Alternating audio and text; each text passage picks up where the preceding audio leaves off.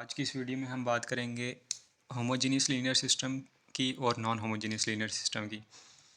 तो जो homogeneous linear system होता है वो हमारे पास रिप्रेजेंट होता है ए एक्स इक्वल टू ज़ीरो से। ए हमारे पास कोई भी जो है वो मैट्रिक्स है, जिस तरह 3x3 का मैट्रिक्स है, और एक्स हमारे पास x1 x2 x3 हो गया, और ज़ीरो हमारे पास जो है वो ये आ गया।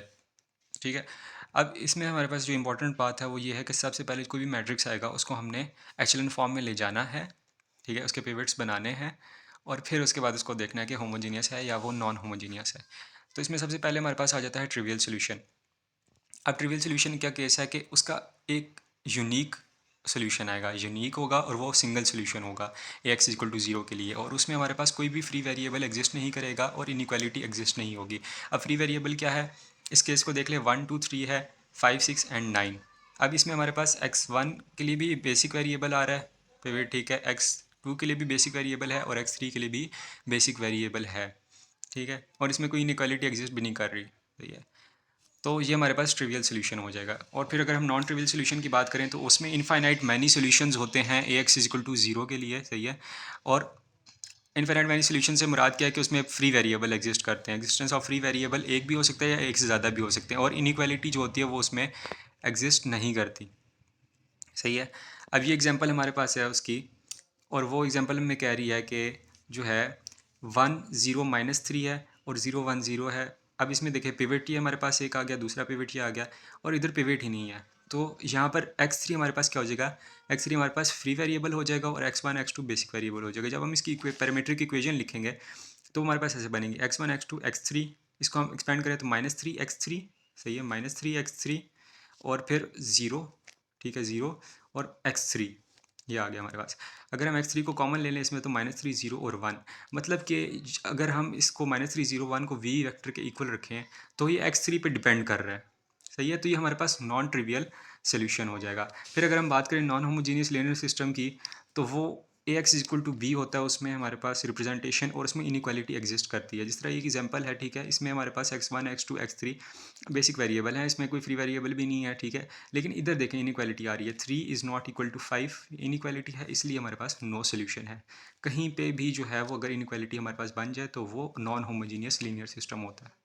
अब अगर इस एग्जांपल की हम बात करें तो हमारे पास ये एक जो है वो होमोजीनियस है, क्योंकि ए एक्स इक्वल टू ज़ीरो है। सही है, तो अब इस पर हमने क्या करना है, इसको हमने इस फॉर्म में लिख लिया और फिर उसके बाद रो ऑपरेशन लगाने। पहला रो ऑपरेशन हमारे पास क्या लगेगा, रो 2 + R1 -1 + 1 0, और दूसरा लगेगा -2 + -2R1। ठीक है, इस पिवट के नीचे जीरो करने के लिए हमने रो ऑपरेशन लगाए हैं, तो हमारे पास हो जाएगा 1 -5 9 और ये जीरो, -1 + 1 0 4 और -5 -1 -3 और +9 हमारे पास क्या बन जाएगा, वो 6 बन जाएगा, और 0 + 0 0 बन जाएगा, और हमारे पास 2 - 2 0 हो जाएगा, और हमारे पास जो है वो -8 और -8 + 10 हमारे पास कितना हो जाएगा, -8 + 10 हमारे पास 2 हो जाएगा, और 9 जो है 9 - 18 हमारे पास हो जाएगा -9, और ये 0 इस तरह ही आ जाएगा। अब हमारे पास जो सेकंड पिवट है वो ये है -1 है। ठीक है, ये नॉन जीरो होना चाहिए, इसको हमें 1 करने की भी ज़रूरत नहीं है, तो इसको हम -1 ही रहने देंगे। सही है, और जो नीचे हमारे पास रो ऑपरेशन लगेगा इसमें वो हो जाएगा, क्या कहते हैं, रो 3 + 2R2।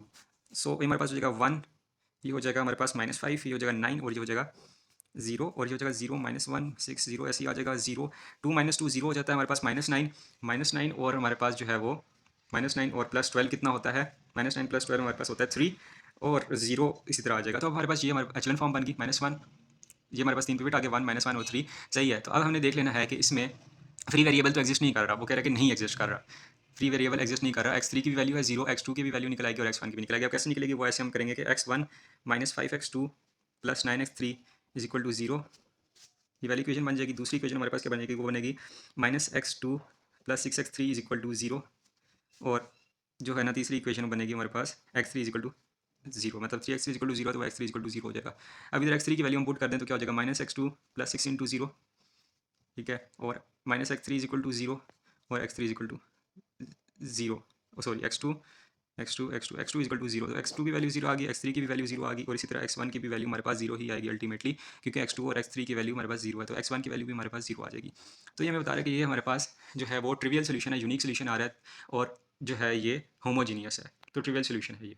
अगर नेक्स्ट एग्जाम्पल हम देखें तो ये होमोजीनियस की एग्जांपल है, लेकिन हमने फाइंड करना है कि ट्रिवियल सोल्यूशन है इसका या फिर जो हमारे पास है वो नॉन ट्रिवियल सोल्यूशन है इसका।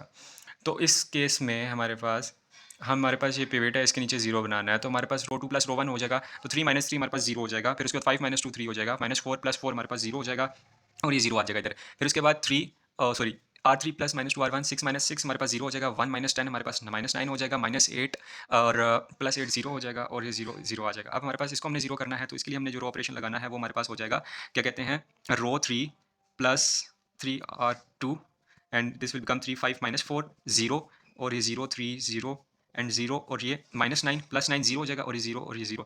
तो इसमें आप देखें तो हमारे पास क्या कहते हैं, फ्री वेरिएबल आ रहा है, x3 is a free variable. तो इसमें x3 जो हमारे पास फ्री वेरिएबल होगा, x3 हमारे पास फ्री वेरिएबल है, ठीक है।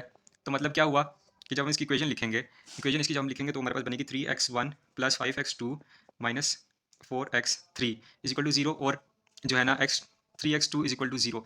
तो चलो x2 तो हम निकाल लेंगे, x2 तो हमारे पास आ जाएगा 0, लेकिन x3 की वैल्यू पे जो है ना ये डिपेंड कर रहा है। ये जब डिपेंड कर रहा है तो इसका मतलब है कि इसमें हमारे पास इनफाइनाइट मैनी सोल्यूशन है। जब हमारे पास इनफाइनाइट मैनी सोल्यूशन आ जाते हैं तो वो हमारे पास क्या होता है, होमोजीनियस के केस में वो बन जाता है हमारे पास नॉन ट्रिवियल सोल्यूशन। तो ये हमारे पास एक नॉन ट्रिवियल सोल्यूशन की एग्जांपल है। इसी तरह अगर हम जो उसकी बात कर लें, क्या कहते हैं, जो है हमारे पास नॉन होमोजीनियस, अगर उसमें एक केस ये आ जाता है हमारे पास कि 1 5 7 0 0 0 9 3 7 3 2, ठीक है, और इधर हमारे पास एक बी कोई भी वो है ऑगमेंट हमने किया हुआ है उसको, और ये आता है 3 3 और 3। तो ये 7 is not equal to 3, when 7 will is not equal to 3, so this will become a non homogeneous linear system. ये हमारे पास आज की वीडियो थी, जिसमें हमने होमोजीनियस सिस्टम लीनियर सिस्टम की बात की, नॉन होमोजीनियस लीनियर सिस्टम की बात की, और होमोजीनियस के अंदर ट्रिवियल और नॉन ट्रिवियल सोल्यूशन की बात की। So that was it in this video. Next video में मिलते हैं इंशाल्लाह।